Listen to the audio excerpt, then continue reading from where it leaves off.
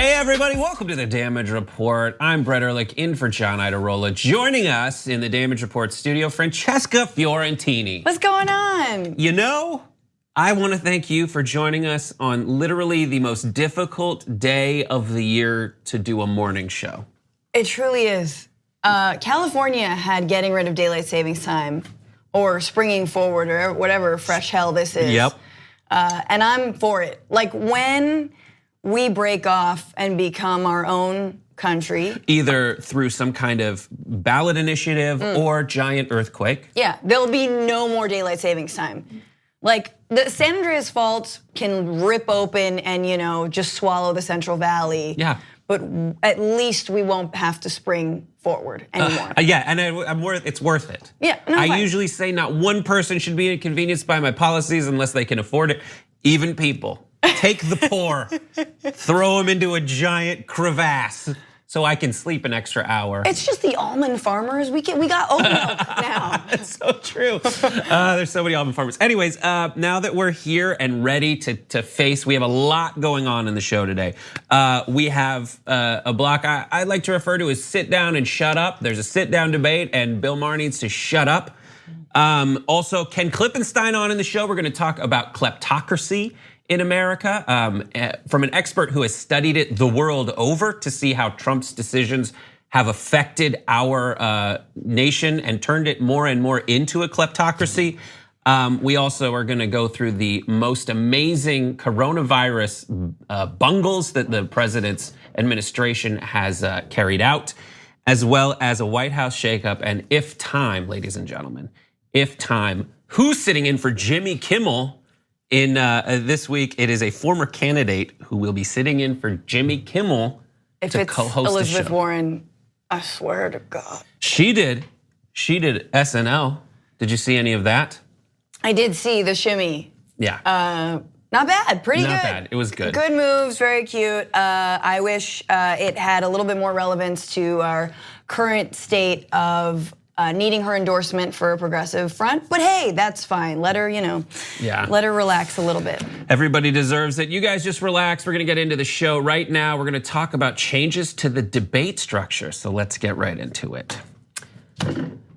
After sitting down with the DNC, CNN has announced that they want to change the format of the upcoming debate away from what was originally planned, because this is going to be the first debate with just the two candidates going head to head, unless Tulsi Gabbard has anything to say about it. That's a real story. So here's what to look forward to. The format for the next debate in Arizona, as it is proposed, would have the candidates seated for the first time this election cycle and take multiple questions from the audience. In the prior 10 debates, the candidates stood at lecterns and nearly all questions were asked by the professional moderators. So why do you think that the DNC would like to have both candidates sit down? I mean, it's the same reason that Biden will not do a long form interview with anyone, really. I know Rachel Maddow's been asking for like a week now to get an interview with the supposed frontrunner of the Democratic primary and hasn't gotten one yet. That's Maddow. And has done an interview with Warren, who was out, but Bernie Sanders was like, yes, because he always does that. Jeff Weaver, who has been part of our debate coverage in the past, Bernie Sanders' senior advisor said, why does Joe Biden not want to stand toe-to-toe with Senator Sanders on the debate stage March 15th and have an opportunity to defend his record and articulate his vision for the future? And that's such a good attack, I think. Yeah, I mean, well, obviously we're saying that Joe Biden is clearly not good on his feet. For whatever reason, I think a lot of us are saying, except you won't really see it in mainstream news, that Biden clearly is demonstrating a lot of signs of dementia. He is rapidly declining. You see interviews from just like 3 years ago, 4 years ago. He sounds really cogent. If I may be so bold as to say, 4 years ago, he sounded like Trump senile, not senile, right, but Trump level coherent. Because Trump understands the question and sort of has a beginning, middle, and end, even if it's the same word. And I think Biden doesn't have an end ever to his sentences. Yeah. He has a beginning and a middle, and then he sort of just peters out. Right, and And Joe Biden, he has a stutter. It's well documented, his stutter, that he's tried to fight his entire life, and that's a difficult thing to overcome. I just don't see a correlation between the kind of meltdowns he's had during debates and the stutter that he seems to be trying to overcome. But then again, he did get off this amazing attack in a recent debate. Senator, I've served with Jack Kennedy. I knew Jack Kennedy. Jack Kennedy was a friend of mine. Senator, you're no Jack Kennedy. Oh wait, no, that was Lloyd Benson in one of the best attacks in a debate of all time. Biden said, anyway, my time is up. I'm sorry, my bad. That's right, that's what he did. I mean, this is clearly like, it's a cop-out, and it's really sad because after having watched so many debates, right? Every single week it seems like there's a new and another debate and there's 12 people on the stage. Oh, there's 8, oh cool. And Biden's sort of been able to skate through it all. And then finally there's a chance to have a real substantive debate between two people, have them go toe to toe, answer, what's your answer to that? What's your response to that? Just really get into it. Now they're going to triangulate with audience members, right? And that is so much more beneficial of a scenario to Biden. And it also is less confrontational. And I think we deserve to see something that is confrontational. I would say if it's from the audience asking questions, that's not actually his strength either. Because every video that I've seen is of someone coming up to Biden and challenging him. Right. And being like, hey man, like recently we had someone from the military saying like, you're disqualified because your decisions leading up to the Iraq war have a legacy that still exists today and people are dead because of it, you're disqualified. And he freezes up. Other times he's like, vote for somebody else, vote for somebody else. Right, or just listen, Jack. Listen, Jack, I mean, there'll be a lot of Jacks in that audience. I'm very excited. The DNC is gonna pack the whole audience by just filling it with people named Jack. Jacqueline, John, all right, that qualifies, get in here, John. We're gonna call you Jack, is that okay? Sit down. James can be a Jack sometimes. Yeah, James Jackie boy, that's so ridiculous. Do you wanna hear one of the most amazing statements from the Biden campaign that I've ever seen? Yes. Kate Bedingfield, in her counter argument to Weaver, essentially said, it's odd to see a campaign, talking about the Sanders campaign, that says it is based on revolution, arguing for the status quo because, quote, this is how every other debate has gone. Why is Senator Sanders opposed to a little change? Wow. The spin trying to say that Sanders is opposed to change because he wants them to be standing the whole time. Someone who's been attacked because he had a heart attack and they're like, but even the guy who had a heart attack is like, no, I'm good standing. Well, why is he so upset about his heart attack? I thought he wanted a change in the status quo. A little bit of rain never hurt anyone. Yeah. But Senator Sanders says he's got to cancel an event. I'm just making stuff up. Right, it's like, oh, your heart was beating at a regular pace. Suddenly it starts beating faster and you have to go to the hospital. But this is so ridiculous to say that the person who's advocating for a massive change in pretty much everything across the board versus a dude whose pride and joy is that he's a moderate opposed to overhaul. Yeah. And then they're trying to say that because Sanders wants to stand up the whole time. Right. And Biden, who has just given us tons and tons and tons of gaffes, speaking at max 1/6 of the time, is now gonna speak half the time. That's what they're opposed. Absolutely, and I think that it's not just gaffes, right? Gaffes, I think he's always done, and there is a line between gaffes and just not being able to coherently make a point. And I think Biden, I have a lot of sympathy for someone who has struggled with a stutter, who publicly speaks all the time. And he's done an amazing job throughout his entire career. I don't see that Biden here. So let's just be fair to America in this instance and say that I'm not sure that he's up for this job. And I guess I just liken it to you're sitting at Thanksgiving dinner, and everyone's talking over grandpa. He can't really get a word in. And then everyone leaves and they're going to the kitchen, they go to the living room, they go to play video games. Grandpa's left. And you're like, man, finally hear grandpa, over this din. What do you gotta say? And he's like, listen, Jack, you're a lion-faced dog pony soldier and the moon landing, well, I don't know, my time's up.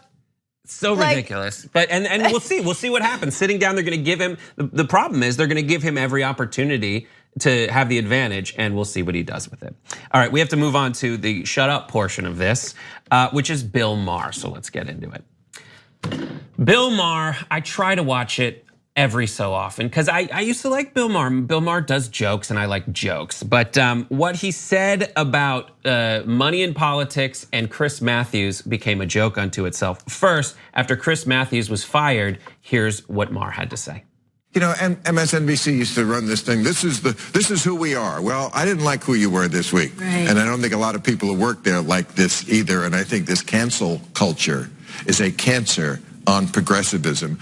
Liberals always have to fight a two-front war. Republicans only have to fight the Democrats. Democrats have to fight the Republicans and each other. Your own lunatics. I just want to go through some of the horrible things that Chris Matthews did. First, he made an analogy. I'm going to read it fast because I don't even understand what the insult was. He was talking about Bernie Sanders' lead in Nevada. I was reading last night about the fall of France in the summer of 1940, and the General calls up Churchill and says, it's over. And Churchill says, how can it be? You've got the greatest army in Europe. How can it be over? Obviously, he's a Nazi. But he apologized for that, so I hope the victims got some closure. This is Bill Maher pretending not to really understand the fact that Trump compared Bernie Sanders to Hitler. And that was not the only reason that Matthews was in trouble. There were other things that Matthews himself, or that Maher himself mentions, is Matthews said some things that are kind of creepy to women. This is Maher talking. You know, guys are married for 1,000,000 years and they want to flirt for 2 seconds. He said to somebody, Laura Bassett, 4 years ago, she's in makeup, said, why haven't I fallen in love with you? Yes, it's creepy. She said, I was afraid to name him at the time out of fear of retaliation. I'm not afraid anymore. And then Bill Maher says, thank you, Rosa Parks. I mean, Jesus effing Christ, I guess my question is, do you wonder how Democrats lose? And it's like, this is the thing. Like, yeah, what do you think? What's the thing? I mean, there's so much to unpack. Obviously, Bill Maher needs to retire. I don't believe in cancel culture, except for in his instance. I mean, the reason he's saying this is because he's obviously said the exact same thing to women for decades, right? And we know Bill Maher used to be relevant in the 90s. You know, you're making like BJ jokes with Monica Lewinsky and Bill Clinton. That's great, man. But the sun is setting on his political relevance. It has been for a long time. And look, as a comic, I get it. You have to find a unique take, a unique angle. You have to like ruffle feathers and all of this. This is not unique. Like being retrograde and defending basically sexual misconduct and calling a woman Rosa Parks, ironically, like that's just what the right does. Yeah. He's belittling this experience, which is quite obviously like a giant issue in Hollywood. Like I worked at a talent agency in like 2004, and that was right in the thick. Like we had to go to like karaoke bars as like a trip, and it was the most fratty experience ever, as like we were belittled by having money thrown at us. And I was a dude, like I was a frat dude. What kind of karaoke bar were you going to? It was like a private room. So when I think back on it, it felt like we were at a strip club essentially, and they were throwing money at us to perform for them. And I'm a frat boy. Like I'm literally a frat boy. And I'm like, this is weird, but I'm not gonna say anything because I'm terrified that they're gonna be mad at me. Like I mean, the things I overheard are bad, and the things have changed according to everybody. But it's just so bad. And there's so many things. Yes, he will stay. I think he still is relevant because much like The View, he's indicative of where certain people's heads are at. And when you see, and I need that. Otherwise, I have no idea what's going on. When I see Bill Maher, I see all the comments of people kind of backing him up, being like, finally someone said it. No, I think if anyone's backing him up, it's definitely more right wingers than it is anybody else. I think he's just trying to say something different. He's trying to go against what everyone else says. Like I'm saying, he's trying to find a unique angle, and his angles and his takes are bad. Yeah. They're just bad. And it's too bad that like one of the best like channels, HBO, has I think someone who's pushing the edge on comedy, which is John Oliver, and someone who really, you know, he is the Chris Matthews of comedy. Yeah. We'll see. But still, I would love to see someone from TYT on that show, just to get the other side of the argument back at them, because they're making a lot of assumptions. He would just talk over you. Yeah. All right, we got to take a break. When we come back, we're going to talk about kleptocracy and how it has made its way into the Trump administration. Don't go away. We'll be back. We need to talk about a relatively new show called the Republic, or UNFTR. As a Young Turks fan, you already know that the government, the media, and corporations are constantly peddling lies that serve the interests of the rich and powerful. But now there's a podcast dedicated to unraveling those lies, debunking the conventional wisdom. In each episode of On the Republic, or UNFTR, the host delves into a different historical episode or topic that's generally misunderstood or purposely obfuscated by the so-called powers that be, featuring in-depth research, razor-sharp commentary, and just the right amount of vulgarity. The UNFTR podcast takes a sledgehammer to what you thought you knew about some of the nation's most sacred historical cows. But don't just take my word for it. The New York Times described UNFTR as consistently compelling and educational, aiming to challenge conventional wisdom and upend the historical narratives that were taught in school. For as the great philosopher Yoda once put it, you must unlearn what you have learned. And that's true whether you're in Jedi training or you're uprooting and exposing all the propaganda and disinformation you've been fed over the course of your lifetime. So search for UNFTR in your podcast app today and get ready to get informed, angered, and entertained all at the same time.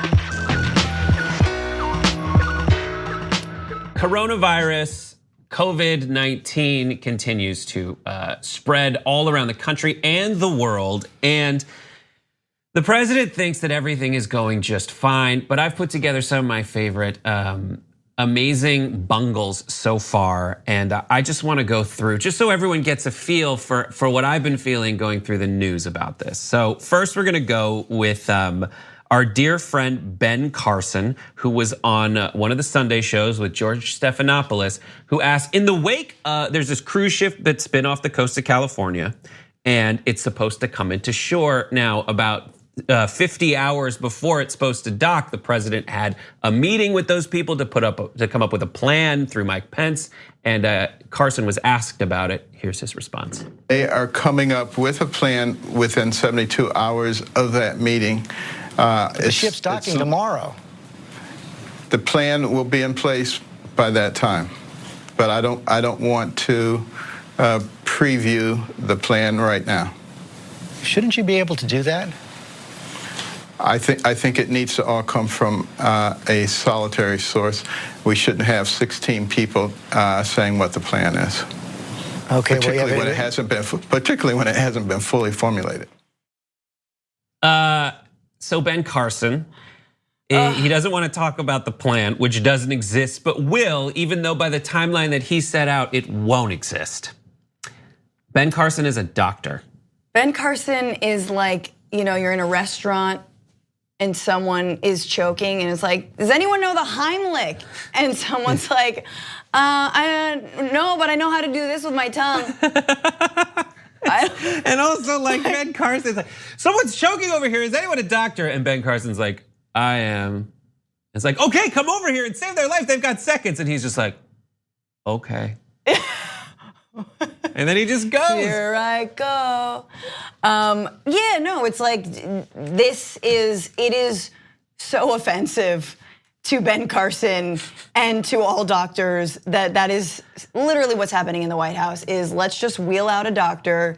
And to be honest with you, I saw this whole interview and I feel like he's doing a better job at preventing himself from saying something he will later regret or giving out misinformation, because the truth of the matter is they don't have their messaging straight. And so at least he's like erring on the side of caution. But at least you need to communicate to us that you do have a plan for everything. I mean, I know he doesn't have a plan for housing and urban development, which is his actual job. And similar to how they just brought out a doctor for this, they just brought out a black person to be in charge of HUD, let's be honest. Okay, the next thing was this image of Matt Gaetz who in the wake of, or amid the flood of coronavirus reports said, reviewing the coronavirus supplemental appropriation and preparing to go vote. This is when they were voting on the amount of stuff they needed to appropriate to deal with the virus, the $8 billion, I think it was.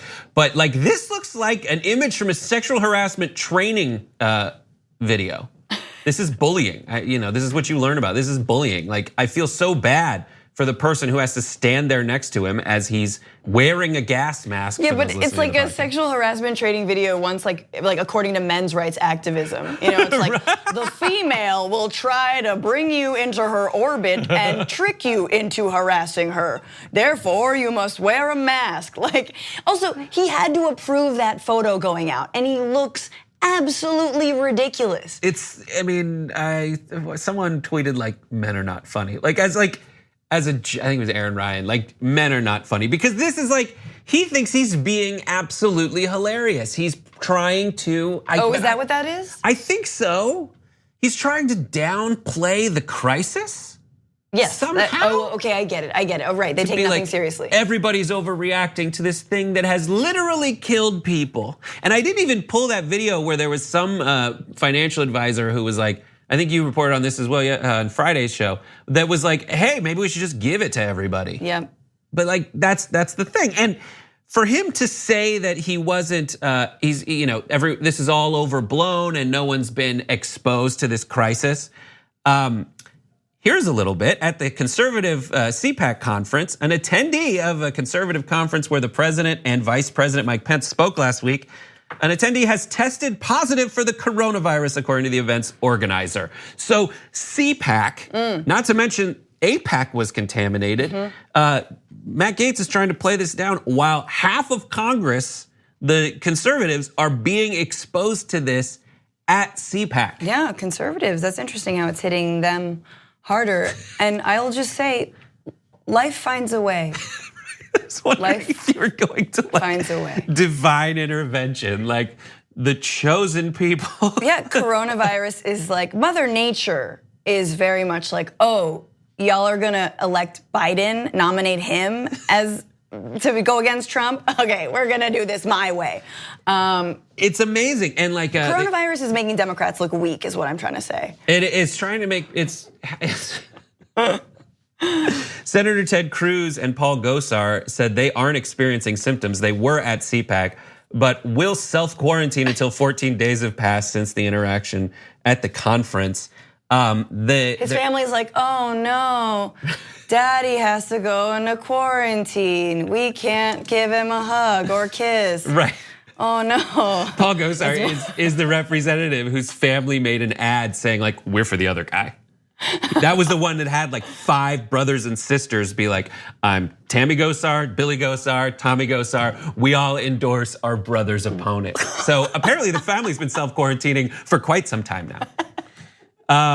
Not to mention Mike Pence. They'd said that Mike Pence and Donald Trump were not exposed to the virus at CPAC. They stayed away from him. But still, this headline from a week ago says Mike Pence shook hands with classmates of a Florida schoolboy who's now in quarantine with mother after she, quote, came in contact with a coronavirus patient. So Mike Pence, the guy in charge of all this, the virus czar, may have exposed himself to some children. And I know that sounds weird, but I'm talking about a virus.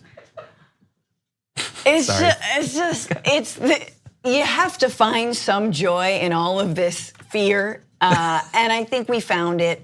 Obviously, we don't wish ill on anyone, but I do think it's ironic that the guy who actually believes in Old Testament plagues is in charge of preventing an Old Testament plague from taking over the country. We have a plan for if there's frogs and boils. If there was a coronavirus, as opposed, if like the 10th plague wasn't the angel of death, but rather COVID-19. Like he might come out and be like, well, that maybe that little boy was living in sin and he was looking at the other little boys and COVID-19 is God's will. Like that's not beyond the pale at this point.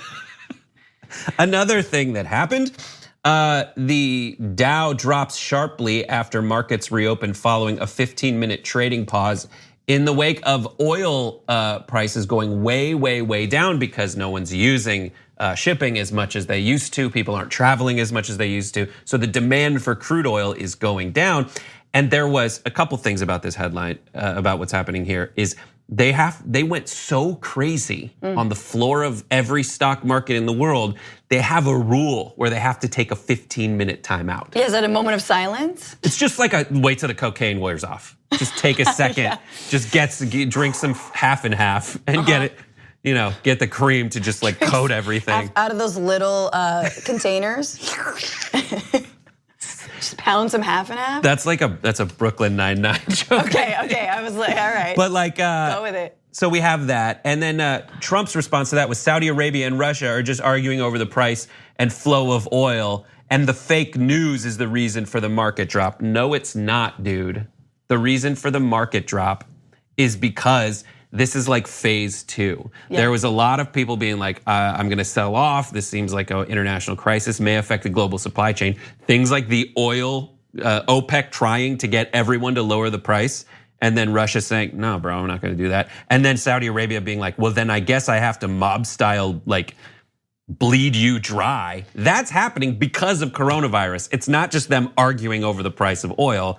That's why this is step 2 of many steps, bud. Yeah, Corona is, again, I will say it again, it's big old socialist. Just like, crashing markets, filleting capitalists left and right.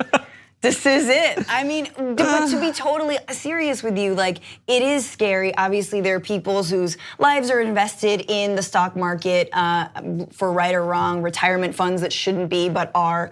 But it is a little bit of a glimpse into, I think, what a lot of specifically climate activists have talked about when it comes to what would like a post-fossil fuel future look like, and what would it look like if we bought locally and we didn't fly goods around the world at the expense of the world, right? And it would mean there would be less growth for the 1% and for a particular class and elite of people. Yeah. That doesn't mean though that we're all going to perish. And I don't know about you, I mean, unless there are like millionaires and people with a lot of stock out there, like that's great, good for you, but like most folks don't live that life. Yeah. So I think it is this bizarre moment of, yeah, if there are major stocks markets crashing, how do we have to turn and rely on ourselves and local economies and local communities? If I may be so revolutionary. Yeah, yeah. If we are dependent on the sun and oil futures plummet,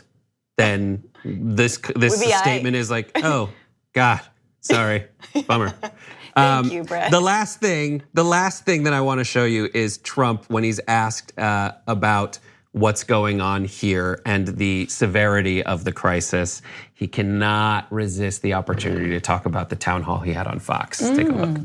As of the time I left the plane with you, we had 240 cases. That's at least what was on a very fine network known as Fox News. I know you love it, but that's what I happen to be watching. And how was the show last night? Did it get good ratings, by the way? I don't know. Oh, really? I heard it broke all ratings records, but maybe that's wrong. That's what they told me. I mean, I can't imagine that. But what asked about the severity of the crisis, he's like, "Do people watch? Did people watch?" Ew. And I gotta believe that like the sound in the background, they're on one of those like Avengers style helipads. It's just like somewhere, like what are we doing? Where are we? He's at the CDC for that, but. No, and he looks like even more disgusting than usual if you get a chance to watch this, just in a zip up jacket and a horrible red hat. His font size has increased. The font size is bigger. It actually looks like it's been photoshopped onto his hat in post. And clearly making everything about himself. Yeah. And I think that's what even people who somehow still support this president have to remind themselves of, that this guy will throw everyone in the entire country under the bus. You can all get sick if he did well on Fox News and he's got good ratings. So bad. All right, we gotta take a break. Speaking about shows with amazing ratings, this one, we'll be back after this.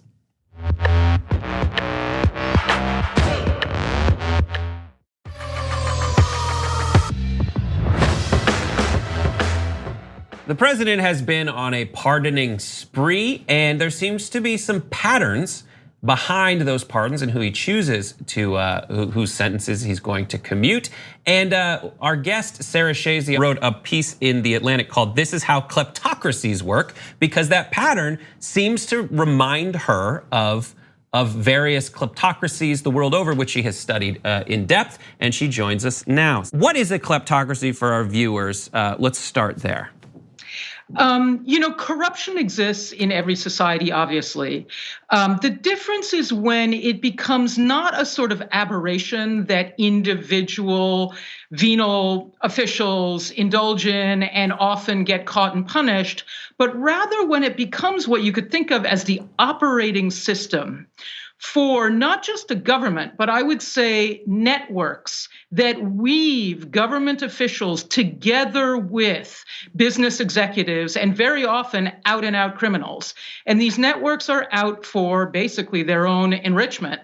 And they bend the instruments of state, right? The agencies and institutions that have the power of government, they bend those to serve not the people, but the network. That's a kleptocracy. That's a kleptocracy. Sorry. I know. I had this morning as I was preparing, I was trying to say kleptocracy, and democracy is ruining one's ability to pronounce kleptocracy because that T gets right in there, stealing the focus like people do in a kleptocracy. So, what are some of the patterns within Trump's pardoning process that have you a little on guard, I guess, about whether we are headed toward the kinds of kleptocracies that you've studied in other parts of the world? The instrument of state or the agency that every single kleptocracy I have looked at or lived in has to capture is the justice function. And the reason for that is these networks are held together by a bargain. Money gets distributed within the network, and interestingly, it often flows upwards from subordinates up through the ranks to superiors. So what do the subordinates get in return for their loyalty and often a cut of the take that they're pocketing? What they get is impunity. They get, no legal repercussions. And that is the most important thing that the top of the network has to deliver to those underneath. Therefore, the top of the network has to control the justice function. So that's when I started seeing these pardons, and not just the pardons, but the direct interference by President Trump in, sentencing recommendations and things like that. It just looked, I've lived through this in other countries. I actually lived in Afghanistan for a decade and worked on anti-corruption efforts there. And I watched an incredibly difficult case get ended by a telephone call by President Karzai, who ordered the suspect released, and eventually the charges were dropped against him. This was an open and shut case. There was beautiful evidence. Afghan police had developed the case. They were all scattered and sent to the boonies, basically. And what was really interesting about it, it's kind of similar to Trump's tweets. President Karzai did not hide the fact that he had directly interfered with a perfectly legal judicial proceeding. Rather, he kind of trumpeted it. And that is the event that caused me to understand that this was a system, because it was completely illogical that in the circumstances, President Karzai should want everybody to know that he had, just muscled his way into this process. And that's when I realized, wow, he was sending a message to the other members of the network to say, don't worry, I got your back. The deal is safe with me. And I find that President Trump's actions in the pardons that he has granted, and in the very public way, the tweeting even after his Attorney General, William Barr, basically told him, would you knock it off? It's making it harder for me to do what you want me to do. President Trump is very interested in broadcasting to the people whose loyalty he wants to secure or cement that he will do, he will basically bend the course of justice of the United States judicial function in their favor. So we don't have a lot of time. My last question for you is, so how do you stop it? You've been in many countries where this kind of thing has happened. Have you been in any that have successfully thwarted this kind of kleptocracy growth? And if so, or if not, where did they fail? What can we do to fix it? So what is, it's really difficult once they have established themselves, but what is clear is several different things are needed. A vast public mobilization against corruption in government across the board. It can't be factionalized. It can't be, oh, I'll turn a blind eye on my party or my sect or whatever. There needs to be judicial sanction and there needs to be reform, meaning some people need to go to jail. And there needs to be reform legislation to turn what may have been norms in the past into hard-edged law. And I would say what kleptocratic networks use most effectively to dismantle or disable a broad-based opposition is identity divides. And I've seen it in Lebanon, I've seen it in Romania, I've seen it in Afghanistan, I've seen it in all of these countries where the elites in Nigeria, the elites are working together in these integrated networks. They're sometimes beset by rivalries or whatever, but they very effectively divide up the opposition along deep-seated identity divides. So, if we American citizens wish to get the better of this, we're going to have to overcome all of the cleavages of party, of race, of gender, and even to some extent of our attitudes toward people on the other side of those divides. Sarah Chayes, thank you so much for joining us from so far away. And everyone should check out your article, This Is How Kleptocracies Work. Also your book, Thieves of State. And I know you have an upcoming book called On Corruption in America about more or less this very thing coming out in August. So thank you for joining us on the Damage Report. An honor. Thanks for having me. Thank you. All right, everybody, we got to take a break. We'll be back with Ken Klippenstein after this.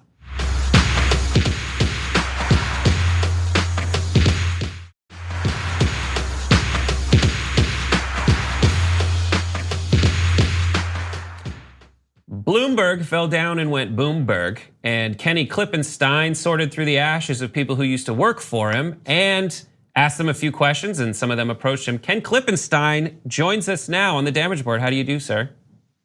Hey, Brett, great to be on. Fantastic to have you. Your article in The Nation is called This Was a Grift, Bloomberg Staffers Explain Campaign's Demise.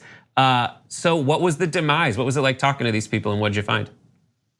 Well, it's pretty astonishing because usually when a campaign ends, people are disappointed. It's perhaps not shocked. They may have seen the writing on the wall, but there's a sense of, feeling like you invested a bunch of time and energy into something that ultimately didn't end up working. So even if it didn't come as a surprise, there's this kind of sadness that settles on these campaigns. That was not the case with the Bloomberg campaign. If anything, it was sort of giddiness to see this person whom many described themselves as grifting to work for crash and burn after having spent $700 million on this campaign, and that was a very unusual response, at least as far as campaigns that I've seen in the past. So right, because I saw in the wake of Warren being out of the election, folks being like, I literally just need some time before I move on. So why are Bloomberg staffers specifically the ones who are so giddy and refer to it as a grift? Is it because of those stories I've heard where he spent a bunch of money on staffers? Yeah, well, staffers tend to be younger folks, either just out of college or around that age, don't have a lot of money, and the way things are now, not a whole lot of options. So I think it was essentially a mercenary campaign, and many will tell you that straight up that they joined because he offered a really ostentatious set of perks, including, I just learned today, many of them will be able to keep their high-end MacBooks and iPhones, in addition to getting paid far and away the highest, way above what staffers for other candidates, like Biden or Sanders, for instance, would get paid. And then also it was less competitive to sort of get in it. So I think those create the ingredients for a sort of mercenary force that is going to want to, take everything that's not nailed down, but at the same time, perhaps not, or at least according to the folks I talked to, certainly not believe in the message of the Bloomberg campaign. So that's it. Like I've seen that in so many movies and TV shows where like the mercenaries don't defend their homeland like the countrymen themselves. Did you talk to anyone who's moving on to other campaigns, or were these people who just kind of stepped forward because they're like, I know a lot of people that work for the census because they're just like, the census pays well, man, and it's easy. Yeah, I mean, of course, there's going to be a bit of a selection bias here, and that the folks that reach out to me, I would assume, are going to be unhappy with the campaign. But I want to stress this is not based on 2 or 3 people. I talked to about a dozen people specifically for the story, and more than that in general. And I was just blown away. And I'll tell you, other reporters were blown away by the sort of chattiness on the part of the campaign. I think there was a sense of responsibility to, since they're pushing this campaign that they don't believe in, try to offset some of that. And I get into it in the story where I describe someone saying, I feel guilty that I sold my soul for this for $1 in terms of working for this campaign. I tend to have a bit of sympathy for a lot of these folks, since without getting into specifics, I don't want to get anyone in trouble.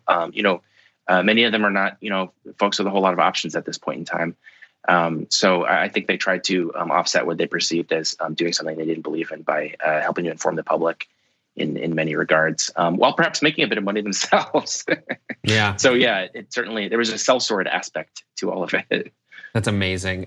Your article is such an amazing read. I wish we had more time, but we've run out of time. Ken Klippenstein, what are you working on right now? Coronavirus. Plenty of good news on that front, so keep your eyes peeled. All right, we will. And everyone follow Ken Klippenstein because you on Twitter are amazing, sir. I appreciate it. All right, thank you guys so much. Thank you for joining us. We gotta take a break. When we come back, just an amazing moment on the Today Show this morning. Don't go away.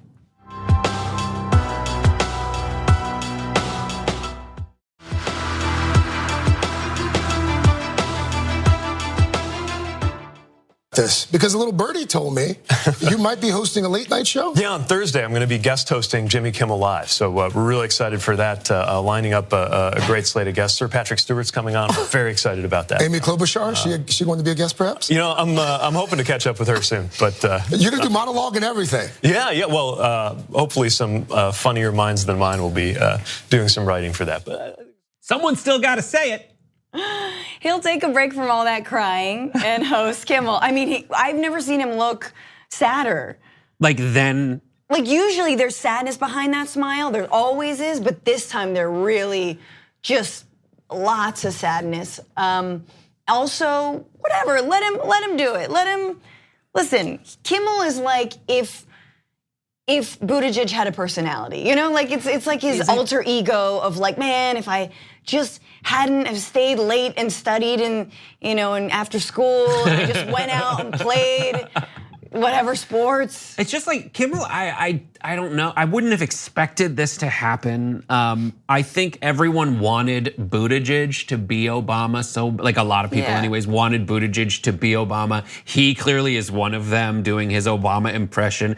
But there seems, when I watched a lot of his town halls and debates, there's a difference between Obama and Buttigieg. It's that in watching them both, Obama could deliver a joke.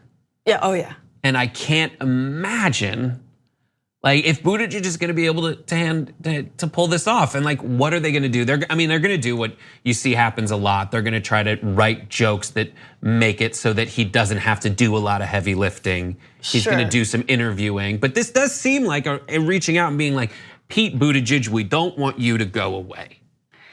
Maybe. I think so. I mean, it's like you're why still him? a celeb in our eyes. I don't know. I mean, I'm actually genuinely curious about Buttigieg now. I'd love to hear, and I haven't actually heard a good interview with him. Because I feel like if there's one moment for him to be a little bit honest, it would be now of like, did you get a call from former President Barack Obama to drop out and endorse Biden? What was that like? How was it like?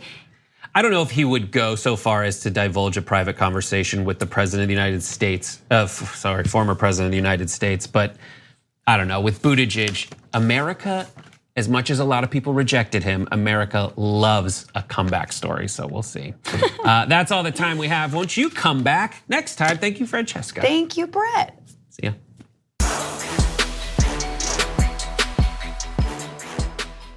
Thanks for listening to the full episode of The Damage Report. Support our work, listen ad-free, access members-only bonus content, and more by subscribing to Apple Podcasts at apple.co/TYT. I'm your host, John Derola. I'll see you soon.